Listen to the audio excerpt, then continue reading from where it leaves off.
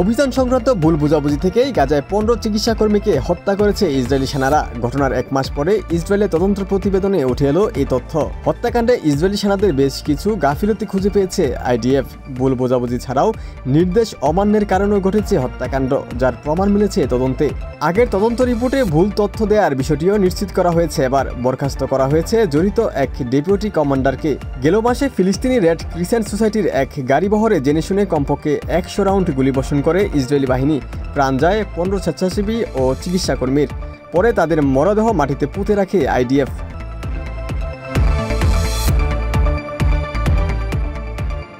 আবারও ইয়েমেনে ভয়াবহ হামলা চালালো যুক্তরাষ্ট্র। এবার রাজধানী সানার একটি বাজারে বিমান হামলায় প্রাণ গেছে কমপক্ষে 12 জনের। এতে আহত হয়েছে আরও 30 জন।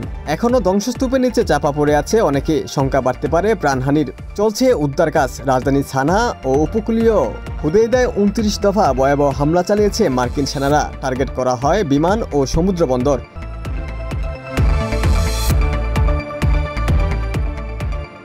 গাজায় যুদ্ধবিরতি লঙ্ঘনের 1 মাস পেরোলেও এখনও নির্বিচারে হত্যাযজ্ঞ চালাচ্ছে ইসরায়েল। নিরীহ বাস্তুচ্যুতদের তাঁবু লক্ষ্য করে চলছে অবিরত বিমান হামলা। গেল 24 ঘন্টায় আগ্রাসনে প্রাণ গেছে আরও 33 ফিলিস্তিনির।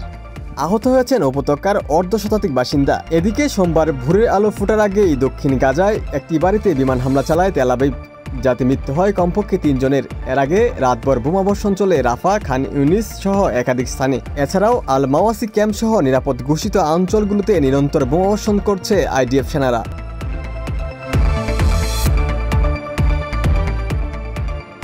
নতুন করে কমপক্ষে 30,000 সেনা সদস্য নিয়োগ দিচ্ছে ফিলিস্তিনের স্বাধীনতাকামী সংগঠন হামাসের সামরিক শাখা কাসেম ব্রিগেড।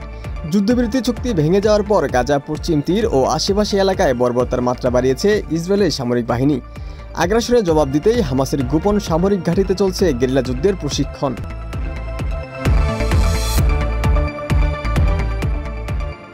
দখলের 1 দশকের বেশি সময় পর ক্রাইমিয়াকে রুশ ভূখণ্ড হিসেবে স্বীকৃতি দিতে যাচ্ছে যুক্তরাষ্ট্র। ওয়াশিংটনের শান্তি চুক্তির আওতায় মিলতে পারে এই স্বীকৃতি। মার্কিন সূত্র থেকে এই খবরের কথা জানিয়েছে ব্লুমবার্গ।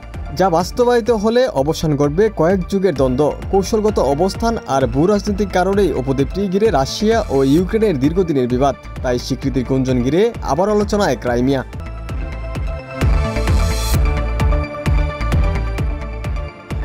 গাজায় সেনাদের আরও নৃশংস হওয়ার নির্দেশ দিয়েছেন ইসরায়েলি প্রধানমন্ত্রী বেনিয়ামিন নেতানিয়াহু। হামাসকে পুরোপুরি ধ্বংসের ঘোষণা দিয়েছেন আবারও। যদিও নিজ দেশে জিম্মি মুক্তির দাবিতে ক্রমেই চাপ বাড়ছে তার সরকারের ওপর। হামাসের সাথে সমঝোতা না করায় দেশ জুড়ে হয়েছে বিক্ষোভ ও সহিংসতা। যুদ্ধবন্ধের দাবিতে এক পিটিশনে এখন পর্যন্ত স্বাক্ষর করেছে কমপক্ষে 1,40,000 ইসরায়েলি।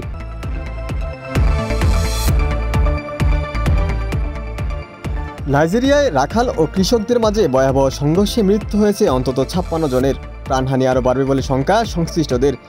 দেশটির বেনু রাজ্যের উকুম ও লুগু এলাকায় হামলা চালায় যাযাবর রাখালরা। নিরস্ত্র কৃষকদের উপর ছোড়া হয় এলোপাথারি গুলি।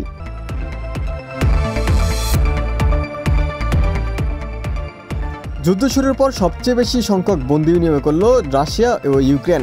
নিজ নিজ দেশে ফিরেছে দুপক্ষের মোট 523 জন সেনা। বন্দী বিনিময়ে মধ্যস্থতা করেছে সংযুক্ত আরব আমিরাত। 277 ইউক্রেনীয় সেনাকে মুক্তি দিয়েছে মস্কো, যাদের বেশিরভাগই 25 বছরের কম বয়সী।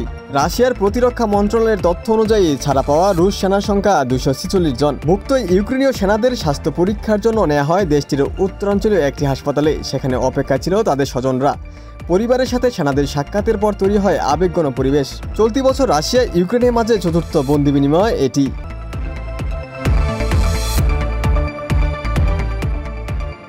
আগামী জুনেই ফিলিস্তিনকে সার্বভৌম রাষ্ট্রের স্বীকৃতি দিতে পারে ফ্রান্স। প্রেসিডেন্ট ইমানুয়েল ম্যাক্রো জানিয়েছে এই তথ্য। এক টেলিভিশন চ্যানেলে দেয়া সাক্ষাৎকারে বলেন, এই মুহূর্তে ফিলিস্তিনের স্বীকৃতি দেয়া সঠিক মনে করছেন তিনি। তাই সৌদি আরবের সাথে সম্মেলনেই এই বিষয়ে সিদ্ধান্ত নিতে চান।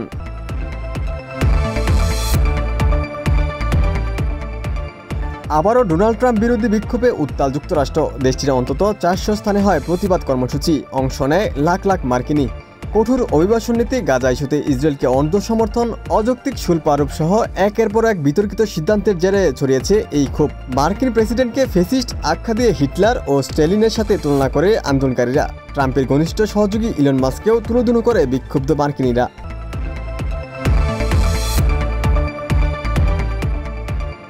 ওমর ফারুক, ঢাকা প্রকাশ।